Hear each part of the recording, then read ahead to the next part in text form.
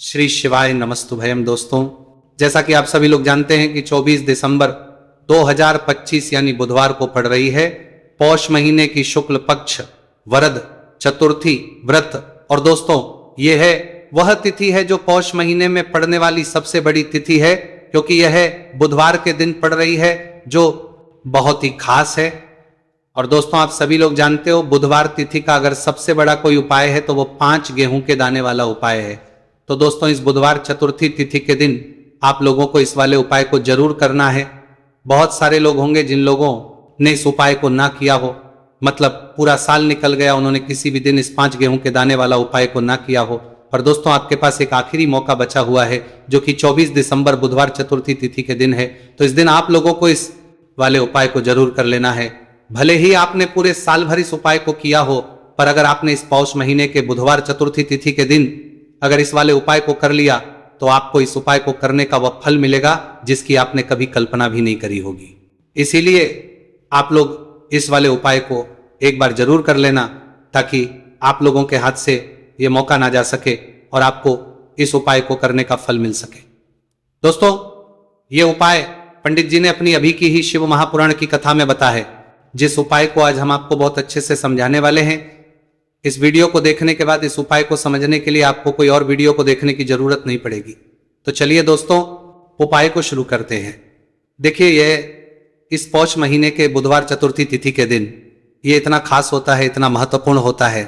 देखा गया है कभी कभी बड़े बड़े पूजा पाठ अनुष्ठान से जो मनोकामना पूर्ण नहीं होते, वह पौष महीने के बुधवार चतुर्थी तिथि के दिन एक छोटे से उपाय करने से ही आपकी मनोकामना पूर्ण हो जाती है। और बहुत सारे लोगों ने इस उपाय को किया भी है और उनको इस उपाय को करने का फल भी जरूर मिला है।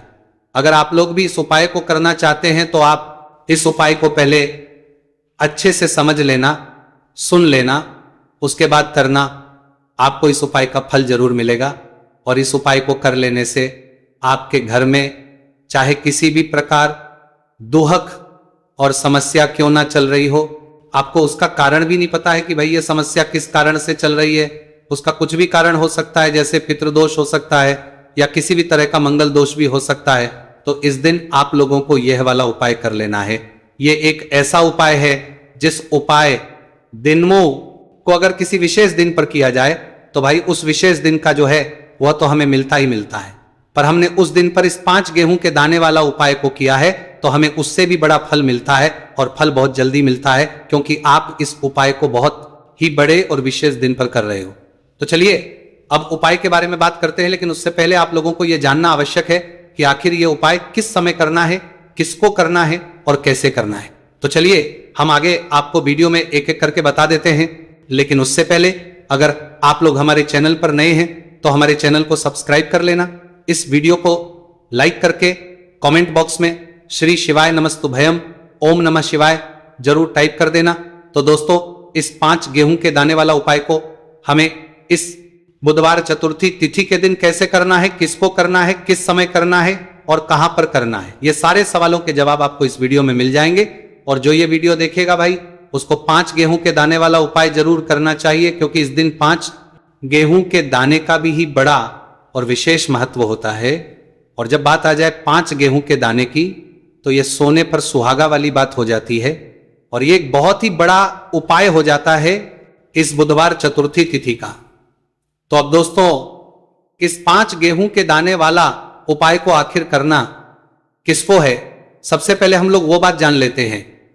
तो देखो, घर की जो बड़ी माताएं बहनें होती हैं, उन माताओं बहनों में से कोई भी एक बड़ी माता बहन इस वाले उपाय को कर सकती है। और अगर आप चाहें तो अपने घर में से सभी सदस्यों को भी इस उपाय को करवा सकते हैं। अगर किसी व्यक्ति की खुद की कोई मनोकामना है, खुद की कोई दुख और परेशानी है जो कि वो अपने लिए ही करना चाहता है, इस वाले उपाय को तो वो खुद अपने लिए भी कर सकता है। बाकी अगर कोई घर में से ऐसा है जो कि अपने पूरे घर परिवार की सुख और शांति के लिए ये वाला उपाय करना चाहता है, तो भाई वो भी कर सकता है, उसमें भी कोई दिक्कत वाली बात नहीं है। कहने का मतलब यह है कि इस उपाय को हर एक सदस्य भी कर सकता है और पूरे घर परिवार के सदस्य के लिए घर की बड़ी माताओं बहनों में से कोई एक माता बहन भी कर सकती है। माताएं बहनें अगर घर में उपस्थित ना हो या वो यह वाला उपाय ना कर पा रही हो तो फिर घर का कोई बड़ा सदस्य भी इस 5 गेहूं के दाने वाला उपाय को कर सकता है, चाहे फिर वो पुरुष ही क्यों ना हो, उसमें कोई भी दिक्कत वाली बात नहीं है। उसके बाद में दोस्तों जो अगला प्रश्न निकल कर आता है वह यह इस उपाय को लेकर कि आखिर इस उपाय को हमें किस समय करना है, सुबह के समय करना है कि शाम के समय करना है। तो देखो इस वाले उपाय को आप लोग सुबह के समय भी कर सकते हो और शाम के समय प्रदोष काल में भी कर सकते हो। अब अगर आप पूछो कि भाई साहब सबसे उत्तम समय कौन सा रहेगा इस 5 गेहूं के दाने वाला उपाय को करने का, तो हम आपसे बस यही कहेंगे कि इस उपाय को आप सुबह के समय करेंगे तो ज्यादा बेहतर होगा, बाकी अगर के समय भी करेंगे तो भी अच्छा होगा, उसमें कोई भी दिक्कत वाली बात नहीं। तो अब दोस्तों जो अगली सबसे बड़ी और महत्वपूर्ण बात आती है वह यह आती है कि सुबह अगर हम उपाय को करेंगे तो हमें कितने बजे से लेकर कितने बजे तक के बीच में करना है, और शाम के समय प्रदोष काल में करेंगे तो हमें कितने बजे से लेकर कितने बजे के बीच में करना है। सुबह जितनी जल्दी हो सके आप उपाय को करने की कोशिश करना, बाकी किसी कारणवश लेट भी हो जाओ, थोड़ी देर भी हो जाए तो 10 या 11 बजे तक भी आप उपाय कर लेना, पर 12 बजे से ज्यादा देरी ना हो, ठीक है, इस बात का ध्यान रखना। उसके बाद में दोस्तों अगर शाम के समय प्रदोष काल की बात करें, प्रदोष काल का जो समय है होता है वो शाम के 6 बजे से शुरू हो जाता है, मतलब शाम के 6 बजे से लेकर 7 बजे के बीच का जो समय होता है यह समय प्रदोष काल का समय होता है। इस उपाय को 7 या 8 बजे के बीच में भी कर सकते हो, मतलब शाम के 6 बजे से रात 8 बजे के बीच में आप कभी भी इस वाले उपाय को करते हो, उसमें कोई भी दिक्कत वाली बात नहीं है। परंतु बुधवार चतुर्थी तिथि के दिन कोशिश करना कि समय के अंतर्गत ही कर लो, किसी कारणवश ना कर पाओ तो थोड़ा देरी से भी कर सकते हो, आपको उपाय का फल जरूर मिलेगा। देखिए गुरुदेव ने बताया है कि जो प्रत्येक महीने षष्ठी की तिथि आती है वह हमारे जीवन से सारे संकटों को दूर करने के लिए बहुत ही खास होती है। तो देखिए आज के इस पूरे वीडियो में हम आपको गुरुदेव बताए गए 2 से 3 बहुत ही चमत्कारी उपाय बताने वाले हैं। ये तीनों ही उपाय आपके जीवन के सारे संकट और समस्याओं को समाप्त करने वाले हैं। तो चलिए दोस्तों जान लेते हैं गुरुदेव द्वारा बताए गए सबसे पहले चमत्कारिक और विशेष उपाय के बारे में। तो देखिए दोस्तों इस उपाय को करने के लिए सबसे पहले तो आपको मात्र 5 गेहूं के दाने लेने होंगे और इसी के साथ में आपको 1 लोटा जल लेना है। देखिए जल आपको तांबे के पात्र के अंदर लेना है और विशेषकर ये जो जल है आपको अपने घर से ही लेना है। अब देखिए दोस्तों इसी के साथ में आपको जो आपने 1 लोटा जल लिया है इसमें आपको मात्र 1 गुड़ का टुकड़ा भी मिलाना है। पूज्य गुरुदेव ने बताया है कि जब भी हम यह गुड़ का टुकड़ा इस पात्र के अंदर डालते हैं तो यह हमारे जीवन के कई प्रकार के दोषों को समाप्त करने के लिए होता है। देखिए ये जो जल है हमारे जीवन से वास्तु दोष, काल दोष और पितृदोष को समाप्त करने वाला है, तो इसीलिए आपको मात्र 1 गुड़ का टुकड़ा भी इस जल में मिलाना है। अब देखिए दोस्तों मात्र इन सभी सामग्रियों को सीधे लेकर के आपको पहुंचना है भगवान शिव के मंदिर में। केवल आपको एक विशेष बात का ध्यान रखना है कि आपने जो 5 गेहूं के दाने लिए हैं ये कहीं से भी टूटे हुए खंडित नहीं होने चाहिए, इस बात का आपको विशेष कर ध्यान रखना है। देखिए शिव मंदिर बचने के बाद सबसे पहले तो आपको अपना मुख उत्तर दिशा में कर लेना है तथा दक्षिण दिशा में आपको बैठ जाना है। लेकिन शिव मंदिर में यदि भीड़ अधिक है तो फिर आप किसी भी दिशा में बैठकर इस उपाय को कर सकते हैं। देखिए इस उपाय को करने के लिए सबसे पहले तो आपको एक कार्य करना है।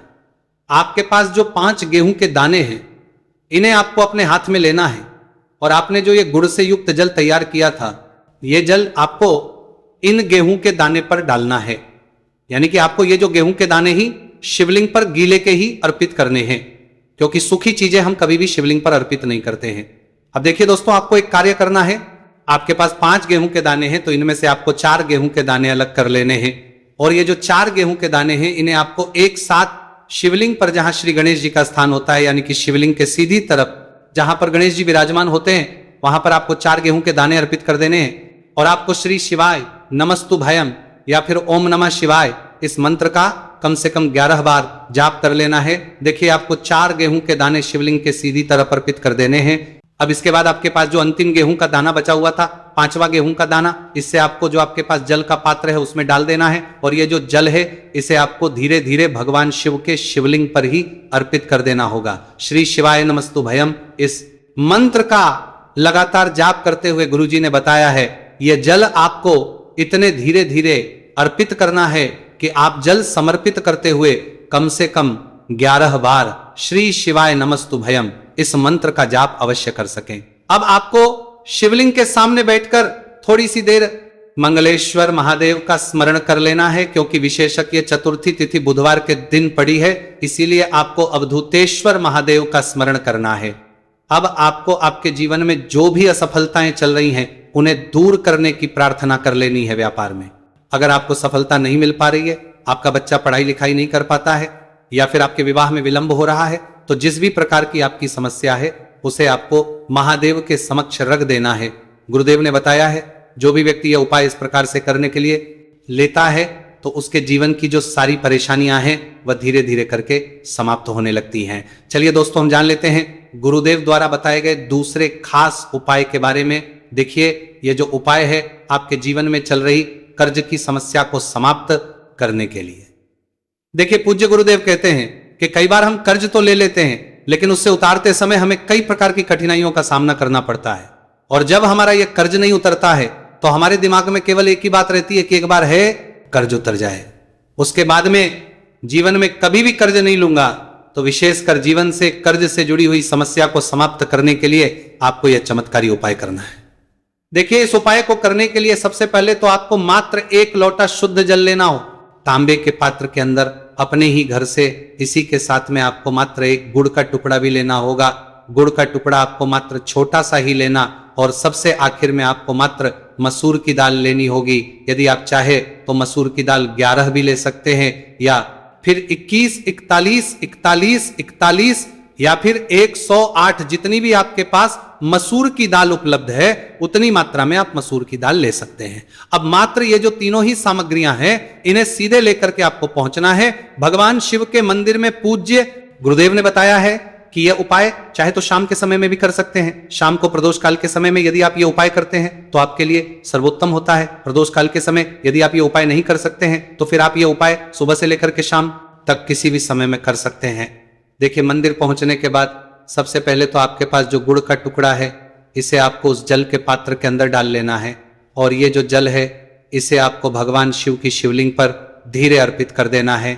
श्री शिवाय नमस्तु भयम इस मंत्र का लगातार जाप करते हुए और तुमरुकेश्वर महादेव का स्मरण करते हुए, अब देखिए, आप जो मसूर की दाल लेकर के गए थे इन्हें आपको एक एक करके शिवलिंग पर अर्पित करना है। आपको एक मसूर की दाल शिवलिंग पर अर्पित करनी है, फिर आपको आर्यन मुक्तेश्वर महादेव का स्मरण करना है, फिर दूसरी मसूर की दाल आपको शिवलिंग पर अर्पित करनी है, फिर आपको आर मुक्तेश्वर महादेव का करना है।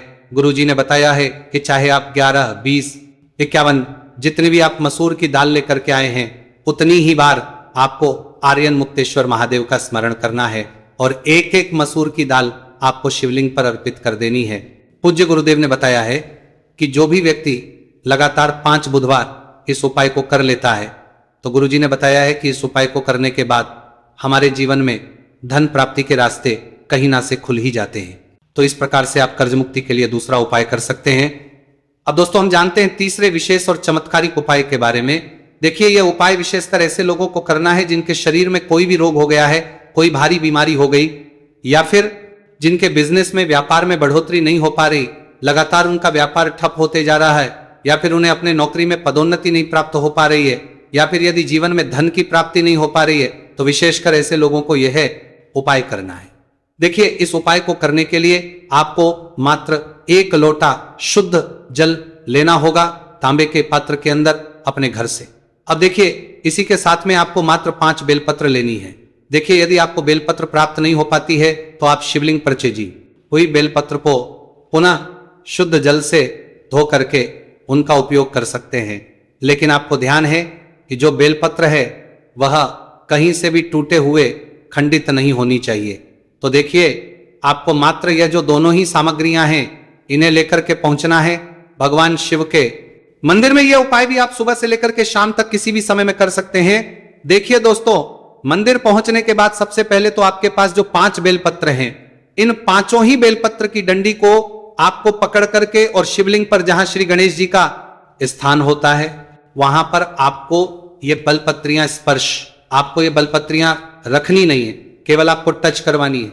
आपको 5 बेलपत्र को एक साथ स्पर्श करवानी है। बेलपत्र को स्पर्श करते समय आपकी जो भी मनोकामना हो, चाहे आपको व्यापार, चाहे आपकी व्यापार से जुड़ी हुई कोई भी मनोकामना हो, या फिर आपकी नौकरी के लिए, या फिर आपकी अपनी किसी भी प्रकार की मनोकामना हो जिसके लिए आप ये उपाय कर रहे हैं, तो उस मनोकामना की पूर्ति के लिए आपको प्रार्थना कर ले है। और ये जो बेलपत्र है, इन आपको श्री गणेश जी वाले स्थान से उठा करके सीधे शिवलिंग पर अर्पित कर देनी है। देखिए, पांचों ही बेलपत्री आपको इस प्रकार से अर्पित करनी है कि जो चिकनी साइड है वो शिवलिंग से स्पर्श रहेगी, डंडी वाला भाग जलाधारी को रहेगा। इस प्रकार से आपको ये 5 ही बेलपत्रियां शिवलिंग पर अर्पित कर देनी है। अंत में जो आपके पास एक लोटा शुद्ध जल है, इसे भी धीरे धीरे भगवान शिव के शिवलिंग पर ही अर्पित कर देना होगा।